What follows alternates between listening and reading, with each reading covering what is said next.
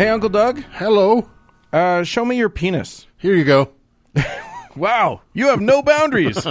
No, believe me. I mean, it was already out. Well, that's true. Are any of us wearing clothes at this moment? I'm wearing intimate night things. So I guess that lingerie is included, isn't it? Yes.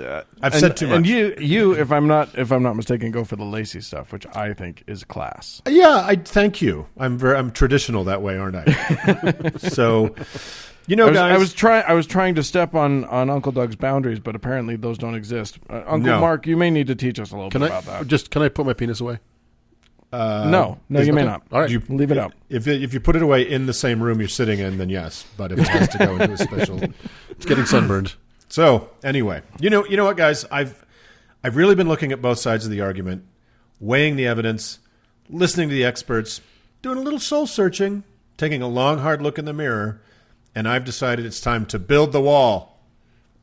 Oh, yeah, oh my, yeah, right. About that. Oh, wait. You should chant it.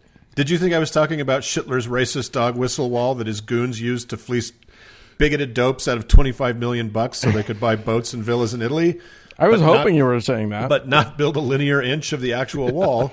No. Good gracious. Fuck that shit. I thought we were getting on the ground floor of phase 2.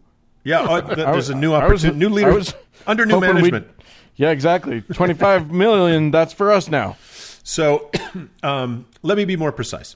Rather than walls, I'm all for building a more semi-permeable demarcation that may allow some to pass through but not others, but one clearly marked for anyone venturing close to sea. Let's call it a boundary. So, Okay.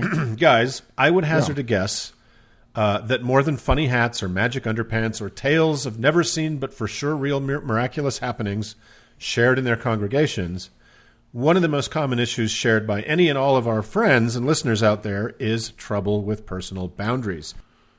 Yeah. In the modern parlance, personal boundaries are limitations people place on what they're willing to do or endure vis-a-vis other people, even when those people are family, friends, or intimate partners. Boundaries are good and healthy and ultimately reduce stress and lead to better relationships, regardless of what sort of relationship it is. Boundaries are things normal people have, but we're not normal, are we? And it's or at least we weren't raised normal. Totally. So it's not just that we three total factory defects, but most of or all of our listeners who came out of a high demand or even moderately fucked up religious experience. But why is this the case? Normal, sane parents, unbothered by fears of hell and panic attacks about their toddler children's chastity, start allowing certain boundaries to develop as their children mature. Sure, when you're a baby and you shit yourself 5 times a day and eat lunch from a close relative's teat, there aren't really any boundaries to speak of. But as kids get older, non-religiously deranged parents may allow certain milestones of privacy to develop. Never violating a serious level of trust by reading their diary, allowing the bedroom door to be shut, not embarrassing them by kissing them when they drop them off at school. And these moments can be really hard for loving parents, but they know they're teaching their young charges that they have the right to privacy and dignity and bodily autonomy. But if like suckers, idiots. Why would you teach that? But if like me and Doug, you were raised by sex-panicked, hysterical religious xenophobes, these ideas were never really instilled in you. In fact, quite the opposite. Many of us are taught from our earliest cognition that we have none of those rights. The idea of them even existing in abstract is inconceivable to those raised in high-demand or cultish environments. Doug, AKA good parenting. Good parenting. Doug, were we ever allowed to close our bedroom door? No. Did you possess a single object or square inch of space that was off limits to constant invasion and confiscation by our saintly parents? Nope. We had our rooms tossed on the regular. Yeah, they seriously like a prison. They would toss. The wardens would come. Yeah. And let's just take the Mormon example. Just before the age of 8, a lifelong series of one-on-one interviews with your Mormon bishop begins. They're usually twice yearly and continue throughout your entire life. Mormon bishops, unless by some quirk of professional happenstance, do not have any experience or training in child and family therapy, how to spot at-risk or endangered children, or anything of the sort. They are lay clergy called up for a few years at a time to serve in the role, and they normally have full-time jobs as lawyers or car salesmen or dentists or whatever. Mm-hmm.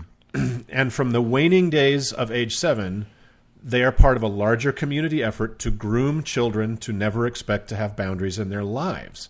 Yeah. I use the word grooming very intentionally, a word normally used to describe how pedophiles develop their targets, right? Yep. This is a very similar behavior, instructing children, pre-adolescents, and adolescents that they have no right to privacy, that their bodies are not remotely their own business, and even their emotions and fantasies are to be presented to an adult authority on demand. By early adolescence, Bishop's interviews are nightmarishly pointed and should be legally way out of bounds, asking unaccompanied children about masturbation, sexual fantasies, as well as a host of other probing, quote, moral inquiries, right? Totally. And also, like, just as a quick aside from my own life, ratting each other out. Oh yeah, for sure. You're literally like, yeah, it's about as bad as violating as it can get. Anything you tell that bishop, you can 100% expect is going to be by the time you walk home, your parents are going to know about it. Yeah. And then after that, Mormon boys, and very often girls, then spend 2 years on a mission, sleeping in the same room with a random companion, showering with the door open, and just maybe get to close it when they're taking a shit. And prior to that, in middle school and high school, dating is a highly scrutinized pantomime of normal developmental sexuality, if allowed at all. What one can read, watch, or listen to is more tightly controlled than the purchase of automatic weapons, which is, of course, encouraged. If you're stupid enough to keep a diary in a Mormon household, be prepared for that to be read for your bishop to bring it up on your next mandatory interview. Oh my God! Right? Totally. Mormon home teachers, essentially a couple of appointed spies, will show up at your home unannounced throughout your entire life, insisting whatever is going on stop, and you indulge their presence and prying until they endeavor to leave an hour or so later. We should really do a deeper dive into that phenomenon sometime. I hated the home teaching. It reminds me nothing less than when in a movie when like the secret police in the Soviet Union come by your house.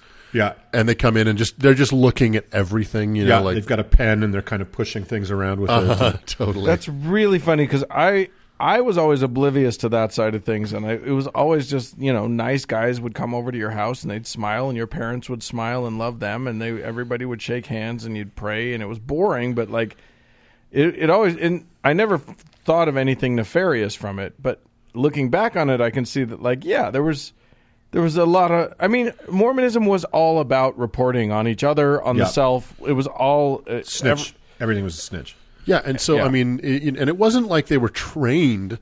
You were just programmed this way from youth. And I don't mean to derail this, just really quick, like, you would look and see what their VCR videotape collection was to see if there were any R-rated movies. Yeah. You just kind of program that way. Yeah, and actually, I talked about this with Bryce Blankenagel a while back, that it was actually started after the the Mormon what was it called? Brigham Young came out here and made everybody get rebaptized, right? And then home teaching was started then to basically have people spy on you, right? And that was really nice of them. It was so great. So continuing on, large Mormon families will just show up in the maxi van unannounced, wanting an evening's conversation and often dinner. Doug and I had out-of-town cousins that would be on the road and appear wanting to stay for a week without a phone call, right? Yes. So not a fucking boundary in sight. So now by early adulthood, you've been trained and, yes, groomed not to even think of erecting so much as a speed bump between illegitimate authority and your inner self. Nothing is off limits to those who feel empowered to take from you. Not your bedroom and what goes on in it, not your finances, not your politics, not your fantasies, your doubts, your emotional and even physical labor, and your precious time. All that is to be surrendered on demand when an authority figure says so. Well, that's fucking horrible. While these examples have a distinctly Mormon flavor, that flavor being simply a Campbell's cream of mushroom soup-based casserole, I would reckon these sorts of coercions and intrusions are very familiar to our ex-evangelical and ex-JW and ex-Adventist listeners, etc. So now we find ourselves set up and groomed for a lifetime of getting trampled, exhausted, lectured, and essentially stolen from by shitty people, or maybe even not so shitty, like parents who came out of the same pattern of abuse and conditioning and don't realize how intrusive and emotionally vandalizing they're being. Right. Right? We didn't know that we had the ability to say no. Well, the highest authority in your life tells you that's how it's supposed to be. Yeah, from childhood. Mm-hmm. Yeah. And your parents reinforce it, your grandparents reinforce it, your neighbors reinforce it. So, but now that we're adults and we've left the religious institutions that groomed us for this life of compliance behind, and for the most part moved out of the houses of the parents who were actively complicit in this, quote, loving act of sabotage, and we're out in the real world, let's talk about building that fucking wall, shall we? Yeah, because now we're the utmost authorities in all of our listeners' lives. So they have to listen to us now. Yes. So I need to know everything about what's going on in the bedroom. So how do we start? Well, speaking from experience, it ain't easy, especially with friends and family still in whatever anti-boundary controlling tradition you've left. For me and Doug, and again, ours is an extreme case, after years of trying, the only boundary our immediate family would even partially respect was total removal from our lives.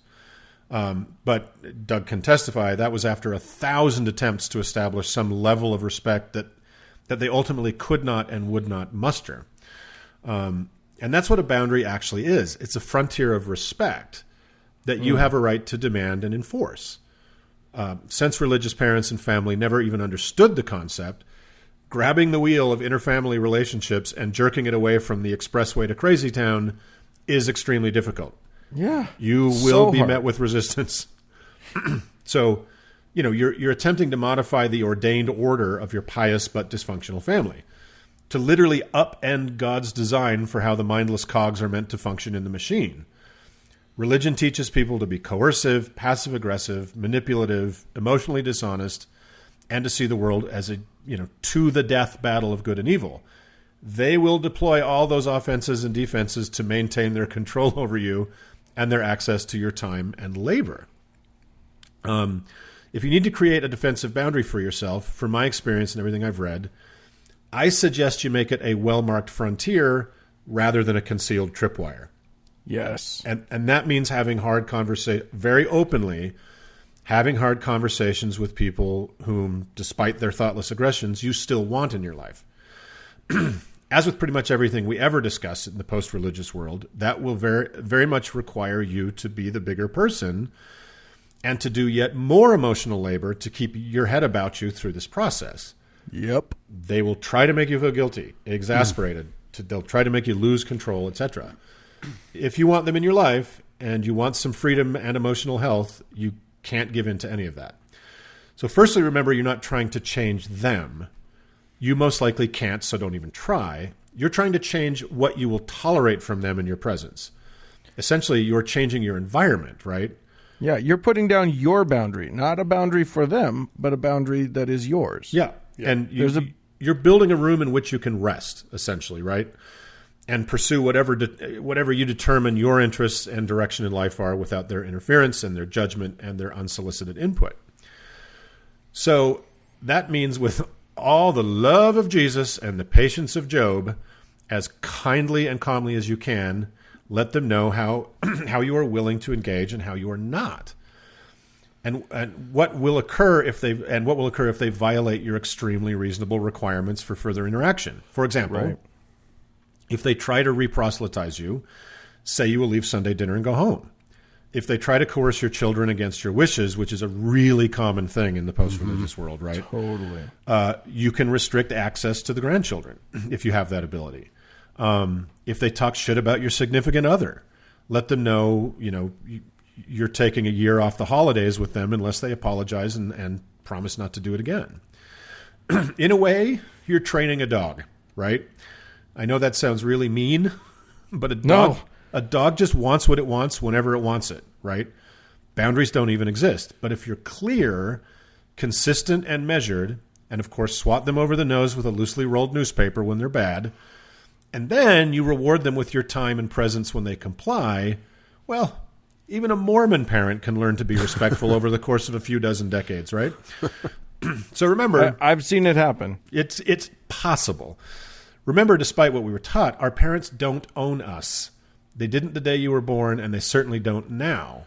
If they want the adult you in their lives, and perhaps their grandchildren's lives as well, they should have to respect your reasonable demands and preserve your mental and emotional health and your time and energy. You may find over time that they can't, and then you can decide if you want them in your life at all. And for a long discussion on that, you can go back to episode 103, where we talk about familial estrangement and how that gets a bad rap. Yeah. But the other thing is boundaries can also change over time, right? If a person gains your trust by respecting you and the limits you place on an interaction, you can choose to loosen up and give them more room. And the opposite is also true. If someone keeps taking when you've asked them not to, you can further restrict how much physical and emotional presence you allow them. It ain't easy, especially in a relationship that has a long history, but I really think over the long term you'll be much, much happier, right? And this applies to all relationships, not just parent, adult, child ones, right? Friends and siblings and roommates and podcast partners and neighbors and work friendships, etc. Your right to take care of yourself, to expend emotional and physical energy for whom you choose and when you choose. You have a right to declare certain topics or conversations off limits. And you have a right to demand that you, your partner, and your life choices will not be subject to shaming. Other people also have a right to tell you to go jump in a lake. And again, you can reevaluate having these people in your life, right? Yeah, because this isn't about like you get to say something and then they don't get to do anything about it. This is just you get to decide what you are willing to do. Yeah. And they get to decide what they're willing to do. And if those two things don't match up, or if there's some sort of problem between them, then your recourse is to not be a part of it anymore. Yeah. And consistency really matters in these circumstances, I find. Very much so, yeah. So now there's also a flip side to having grown up in a world without personal boundaries. For a lot of us, when we finally escape whatever orthodoxy trained us not only to not have our own boundaries, but also not to like ourselves very much, paraphrasing our friend Lauren O'Neill from last week's show, the possibility of being liked by people from outside our experiences can be pretty fucking thrilling, right? It's like going from seeing black and white to seeing in full color all of a sudden. When it started happening for me, Lord, I was like a kid in a candy store. If there was a boundary violation I was guilty of for, probably a decade or so after I got out, was oversharing.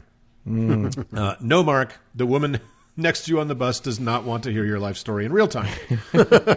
No, Mark, the new friend you made at the party is not ready for the 200-page mental police report about all the child abuse you suffered just yet, right? And it takes a long time to see and understand that people have comfort levels and boundaries, and to learn to see the cues they use to tell us we've wandered into the red zone, like crossed arms and looking around excessively, lots of ahhing, looking at their watch more than once, right? So it takes some time to learn how to know when someone is ready for that kind of friendship and when someone is maybe more of a casual friend who maybe can't or isn't interested in the emotional labor required to carry your cross for a while. And you will have both kinds of friends, right? Sure. The key is listening to people in those moments and look for the cues of discomfort or a sense of panic, like they would very much like to hit the eject now, please. Another boundary I finally realized I needed for myself after being taken advantage of by some emotional thieves was the incredible realization that I didn't have to like everybody that came across my threshold. Doug, laughing, knows that period of my life where I had allowed too many people in and then realized that quite a few of them were just taking advantage of my desperate need to be liked, and they were bleeding me dry, right, on several fronts. So obviously I've gotten over that now. I don't care if anybody likes me because nobody does. But once I put up a bit more of a restriction on whom I would do what for, were there some grumpy assholes? Absolutely. Did my life get 1,000 times better? Oh my fucking God, it did. Yeah. So there's a million ways to talk about boundaries because it's a complex issue. But just to close out, I'm just going to ask you guys what sort of experience you've had with learning to respect boundaries for yourself and in other people? Well, I mean, it's we certainly have a unique perspective as atheists, because, like you said, we all, very few of us were young atheists or born atheists. Most of us became atheists at some point in our lives. So we all have experience with religious people, and they're kind of the boundaries that they have and they don't have. Yeah. And, we are oftentimes a minority at dinner parties or holidays. And so we're for those very reasons, we kind of have this very unique perspective on those boundaries. So what's appropriate to talk about, what's not. And all of them share those boundaries together, and you're usually the outsider that has to, put down markers and have those difficult conversations and have that really uncomfortable moment at dinner where you're like, I don't want this to be a subject anymore. Yeah. And if it is, I'm going to leave. So I think we've all kind of gone through those moments. It's just, we've talked about this quite a few times on the show, that our boundaries have changed dramatically as we've come out of religion, those of us who have. Whereas before, you couldn't talk about certain books, certain movies, certain subjects, certain music, certain art forms, and now you can. But, you find yourself always kind of trying to modify your boundaries to accommodate the majority in this case. But I think it's very empowering when you finally say, you know what, exactly to your point, Mark, this is all I'm going to take. This is where I'm drawing this line. And I ain't taking no more. Right. Like, I don't want you to proselytize to me anymore. And I don't want you to talk to my kids about that stuff anymore. And you know what I mean? There's a true, it's hard and it can be very painful, but it's incredibly empowering. Yeah. And especially you've grown up in this family, you just think this is the way it's always got to be. It doesn't. Mm-hmm. Right. Right. And they're going to complain and say, this isn't how we do it, and blah blah blah, and they're going to feel horribly hurt and offended. And I get that, yeah. and that's real for them. So it's not like you should just ignore that, but you can guide them through this process, through the process of your boundaries being set down. And and here's the thing: it gets so much easier as you go on. The first few times can be just super hard, incredibly hard. Yeah. And then as you go on, they're more used to you setting boundaries. You're more brave about it because you've done it a few times. And then it gets fun and it feels good and it feels strong and it feels great. Super empowering. And then, especially with people you really, really want to keep in your life, it is an act of kindness to help them learn to be kind, to ask them to be kind to you. Yeah. Right. And it does. Yeah, you're not being mean to them. You need to understand that you're not being mean to them by putting down your boundaries. You're actually being kind because you're telling them what you are and aren't comfortable with explicitly, so that they don't step on something that they shouldn't. And that look, I could just walk away from you, but I value you and I want you in my life. Mm-hmm. Right. Right. And this is true of Mormons, and I think it's true of most Christians. They will be like velociraptors testing the fences, man. So they will. It's so true. That consistency and really putting your money where your mouth is, and say, I will get up and walk out of here. I will say this: I really appreciate Uncle Mark the fact that you talked about also not violating other people's boundaries. Yeah, right. Because I can say that when I first left the religion and took my first steps into learning that I was allowed to have boundaries other than what I had been taught, I think I started, and I've seen this phenomenon happen with people newly out of religion, I stepped on a shit ton of people's boundaries. Sure. I would just be like, ha, atheist, God is stupid, you're an idiot for believing it, and blah, blah, blah. And like, I was being the dick in that situation. It's super common. It's a very common response to getting out of a high-demand religion, right? Right. Yeah. So, I mean, while I understand the impulse, it's also nice to realize that, like, they have places to be, too, and it's kind to be aware of other people's boundaries, even if they haven't gone out of their way to make them explicit. Yes. We can play Pictionary and we can play Jenga without needing to talk about geopolitics or religion or, swearing a lot, in front of people who don't like that. It turns out that you can enjoy each other's company Yeah.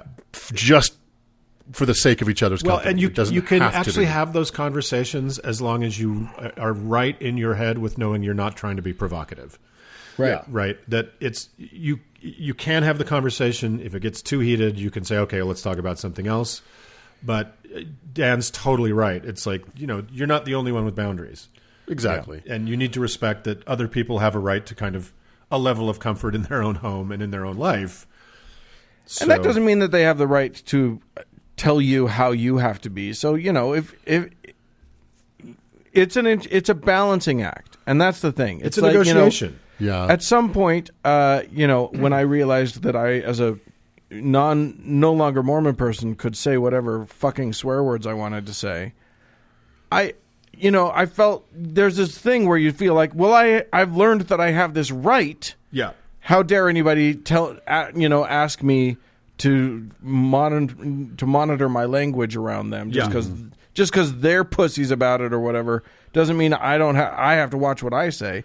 Well, no, that's not how it works. Yeah. They have the right to sort of put down their own boundaries, and if their boundaries are that it hurts them to hear certain words, if you want to be around them, respect their boundaries, and every now and then I let a swear slip in front of my in-laws or whatever, but they know that I'm trying, and so I say sorry, and they say okay, it's fine, don't worry about it. Yeah. And that's kind of how it goes. You know what I mean? But yeah, it's always a negotiation. Every relationship that you have involves negotiation. And everybody's got rights to have kind of, under their own roof, kind of how they like things to run. And some people want you to take your shoes off.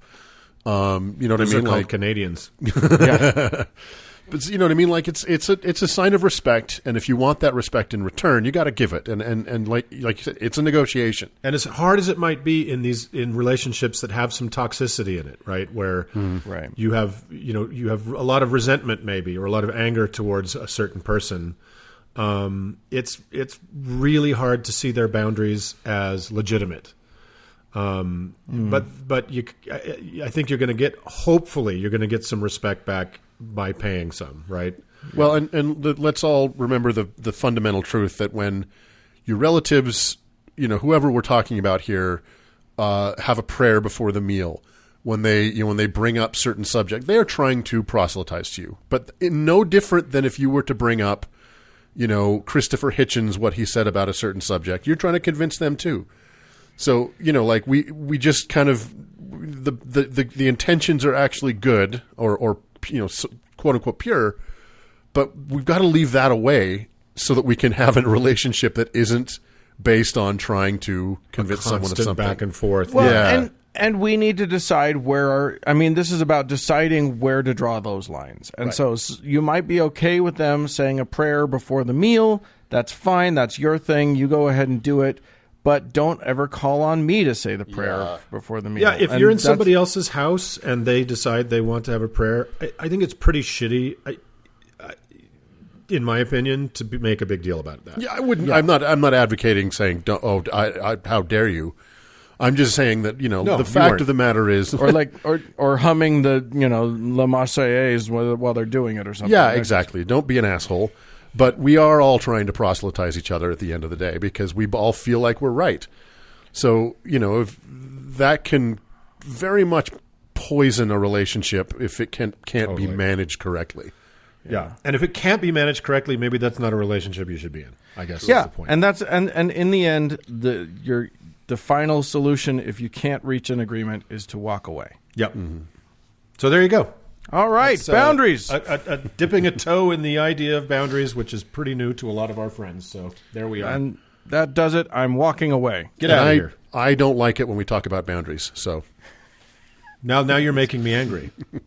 All right, this is done. I'm putting down a boundary. All right, we're done. Bye.